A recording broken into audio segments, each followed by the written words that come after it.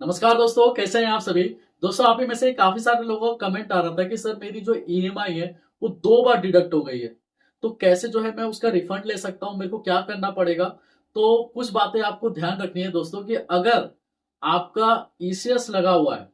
और आपने देखा कि 5 तारीख को जो है मेरा ईएमआई कटना चाहिए लेकिन वो कटा नहीं,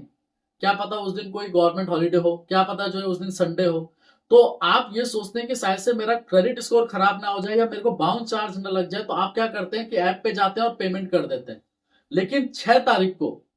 मंडे के दिन आपका ईएमआई डिडक्ट हो जाता है और ऑटो डेबिट हो जाता है आपके अकाउंट से, और आप ये कहते हैं कि सर मैंने तो पे कर दिया था और ये ईएमआई भी जो है डिडक्ट हो गई, एक दिन के बाद हुई है। तो अब मैं वो कैसे रिफंड ले सकता हूँ। दूसरी बात कि मेरा बैंक अकाउंट जो है वो फ्रीज हो गया है या बैंक ने रिस्ट्रिक्शन लगा दिया मेरे ज्यादा ट्रांजेक्शन की वजह से, और मेरी ईएमआई जो जानी थी वो नहीं जा पाई, वो बाउंस हो गई और मैंने पेमेंट भी कर दिया और जैसे ही अकाउंट ओपन हुआ तो अकाउंट से भी बैलेंस है वो डिडक्ट हो गया। तो अब मैं ये कैसे रिफंड ले सकता हूं, तो वही आज मैं आपको क्लियर करने वाला हूं। अगर आपका ईएमआई 2 बार चले जाता है या आपके पे करने से या आप ही के अकाउंट से 2 बार डिडक्ट हो गया, या एक दिन जो है आपका एक बार डिडक्ट हुआ फिर उसके नेक्स्ट डे हो गया, तो वैसे तो बहुत रेयर होता है। लेकिन अगर हो भी जाता है तो मान के चलिए कि आपने कोई बजाज फाइनेंस से कोई टीवी, फ्रिज, मोबाइल या जो भी एक्स वाई जेड जो है इलेक्ट्रॉनिक आइटम आपने फाइनेंस कराया, और आपका जो है हर महीने की 2 तारीख को ईएमआई डिडक्ट होता है, और जैसे ही जो है ईएमआई जानी थी लेकिन उससे पहले आप ही ने पेमेंट कर दी सोच के कि क्या पता जो है उस टाइम पे मेरे अकाउंट में पैसे रहे या ना रहे,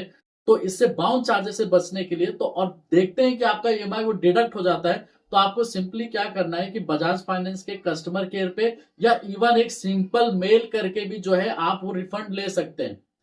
दो चीजें यहां पर आपको वो ऑप्शन देंगे, वो ये बोल सकते हैं आपको कि सर अगर मान के चलिए आप रिफंड नहीं लेते हैं तो ये हम नेक्स्ट साइकिल जो आता है मतलब अगले महीने की ईएमआई में हम इसको एडजस्ट कर देते हैं। नहीं तो अगर आप रिफंड चाहते हैं तो आप एक मेल कर दीजिए या हम जो है यहाँ से प्रोसेस कर देते हैं, 2 से 3 दिन में आपके अकाउंट में जिस अकाउंट से आपने पे किया था उसी अकाउंट में वो पैसा रिफंड हो जाएगा।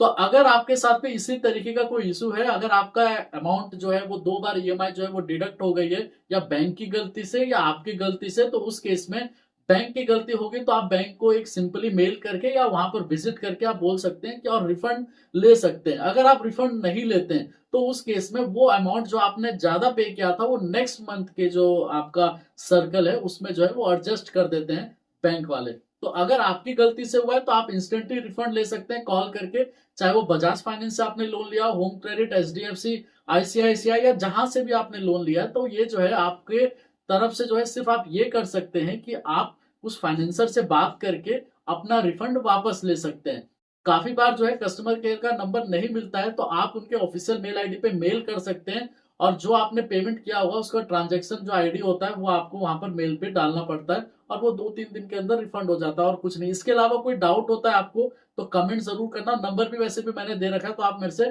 बात भी कर सकते हैं, मैं आपको बता दूंगा कि किस तरीके से आप इसको ठीक कर सकते हैं। ठीक है दोस्तों, धन्यवाद।